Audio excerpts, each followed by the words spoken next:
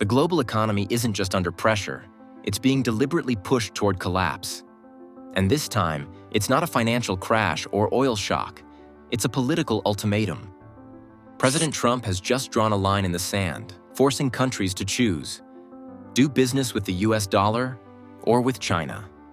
No middle ground. This aggressive strategy has turned the American consumer market into a weapon. It's triggering secondary sanctions, ripping apart supply chains, and pushing the world toward what looks like an economic blockade. But here's the twist. The biggest victims aren't just in Beijing. They're in Washington, New York, and Frankfurt. US tech giants like Nvidia, Dutch chipmakers like ASML, even the Federal Reserve and European Central Bank. They're all caught in the crossfire. This isn't just another trade war, it's global economic warfare. And the blowback could destroy the very system that America built. If you want clear, sharp updates on world politics and economic power plays, make sure to subscribe and hit the notification bell so you won't miss what's coming next. Now, let's dive into the details.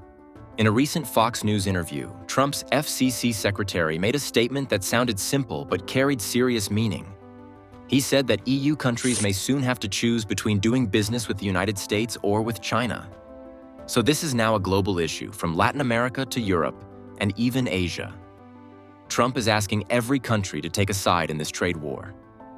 Also, the French Prime Minister issued a strong public warning to fellow European Union leaders, stating that China can never fully replace the United States as Europe's strategic partner.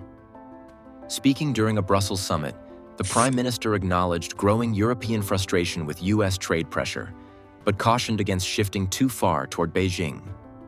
He stressed that while China offers short-term economic benefits, especially in trade and technology, it lacks the democratic values, military alliances, and long-term trust that underpin the transatlantic relationship. The Prime Minister also warned that becoming too dependent on China's export-driven economy could make Europe vulnerable to political manipulation and supply chain disruptions. His remarks come as some EU members have floated increasing economic ties with China amid rising US tariffs. The message was clear. The US-EU alliance remains essential, and cozying up to China could backfire in both economic and geopolitical terms. On the surface, this may sound like a political move, but in reality, it is a deeper and more dangerous economic strategy. Trump's goal is not just to protect US industries, he wants to force other countries to cut their economic ties with China completely. This is not just about raising tariffs like he did during his first presidency. This is a much wider plan. Trump wants to push China out of the global economy by making it too risky for other countries to do business with them. And what's even more concerning is that the Biden administration had quietly supported similar ideas. Key officials like Benjamin Besson, who replaced Biden's economic advisor Brian Deese, have also been pushing US allies in Europe and Asia to keep China out of trade agreements. They use terms like national security or supply chain safety, but the result is the same: cutting China off from global trade. What this shows is that this is not just Trump's personal plan. Both Democrats and Republicans are supporting this approach. Trump just says it out loud and with less diplomacy.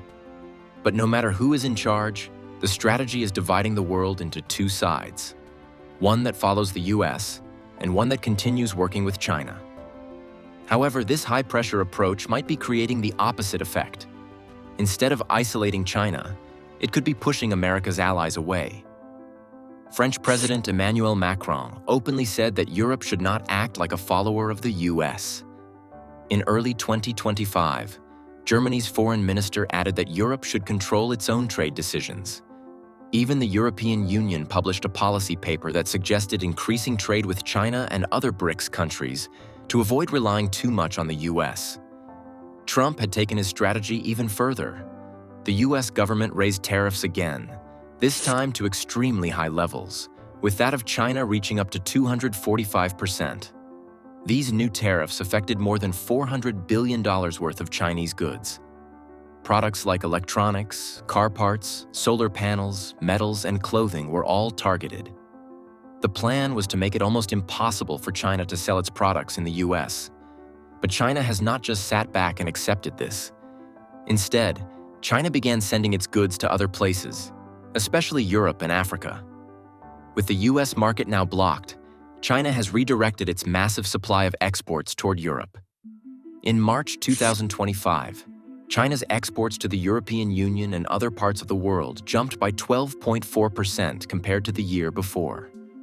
Most of these were cheap consumer goods and industrial items that Europe badly needed after years of economic trouble and rising costs. For European shops and customers, the lower prices were welcome. But European factories and producers were not happy. They now have to compete with much cheaper Chinese products. European leaders are calling this a deflationary export shock. This means that too many cheap imports are pushing prices down, making it harder for local businesses to survive. And it's not just factories. European farmers are also being affected. China is now sending food and agricultural products to Europe that were originally meant for the US, undercutting local farmers with lower prices.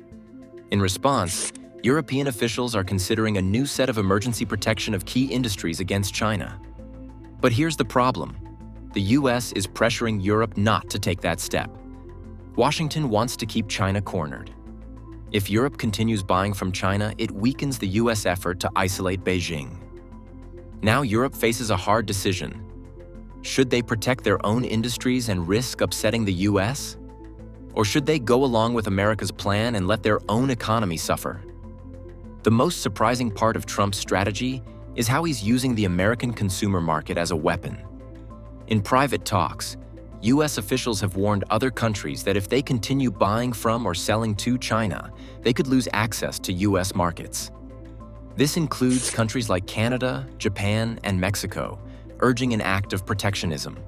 This is no longer about fair trade or protecting American factories.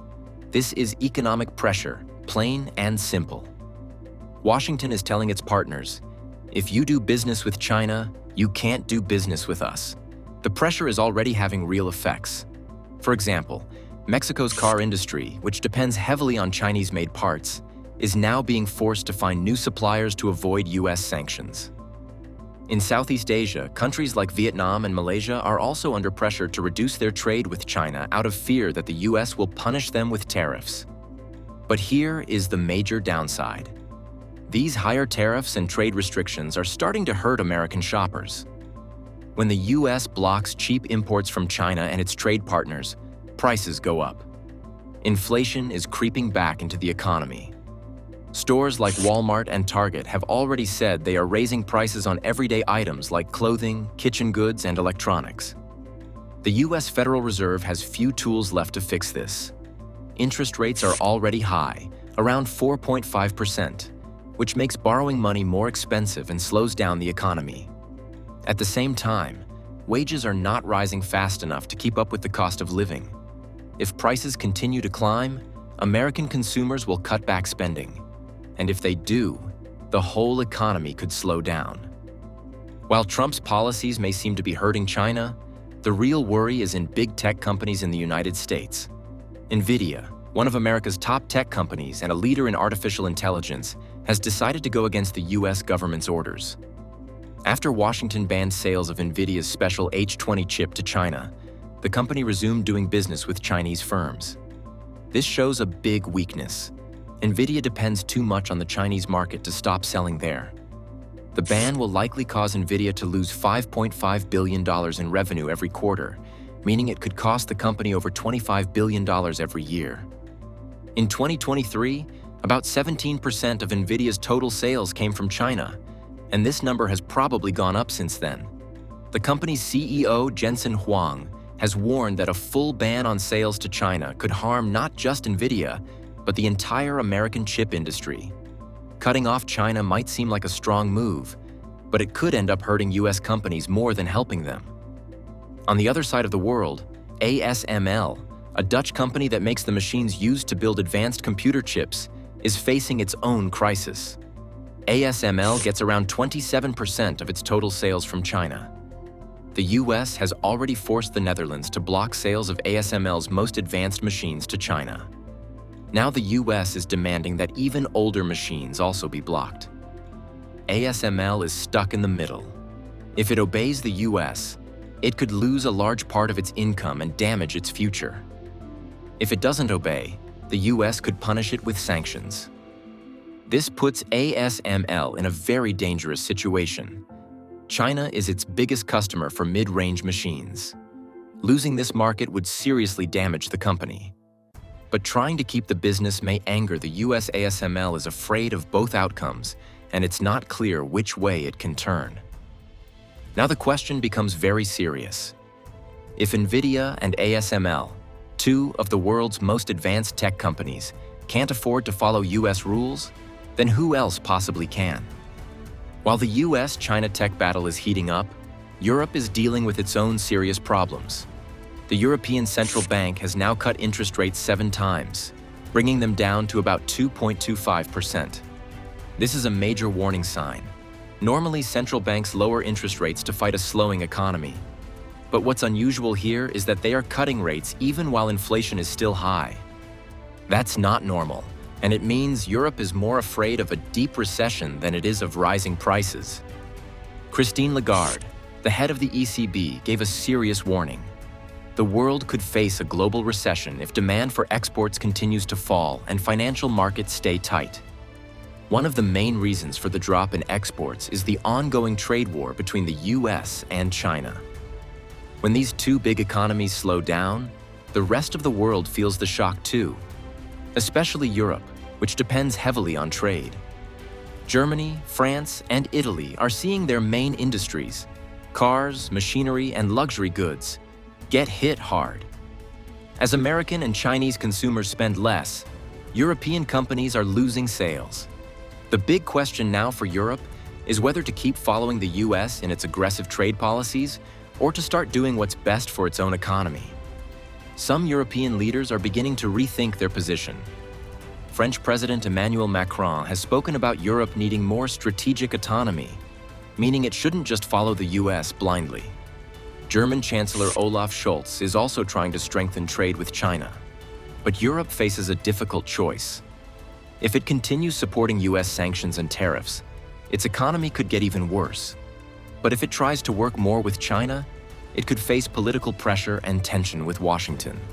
European businesses are already feeling the pressure. Meanwhile, President Trump is having a major challenge with federal officials, and the biggest worry for him is the Fed chair, Jerome Powell. A serious battle is brewing between the White House and the Federal Reserve. As Trump ramps up tariffs on Chinese goods, the Fed is sounding the alarm. Higher tariffs mean higher prices for imports, which fuels inflation. At the same time, businesses suffer from lower sales and rising costs, which slows growth. The Fed is now trapped, unable to fight inflation without risking a full-blown recession. Tensions hit a boiling point when Trump launched public attacks on Fed Chair Jerome Powell, blaming him for slowing the economy. Trump has hinted that he may replace Powell before his term ends in 2026. This move could destroy the independence of the central bank, a cornerstone of stable monetary policy in the US. Even worse, Trump may install a new Fed chair who supports his agenda: low interest rates and high tariffs. Two forces that don't mix well economically.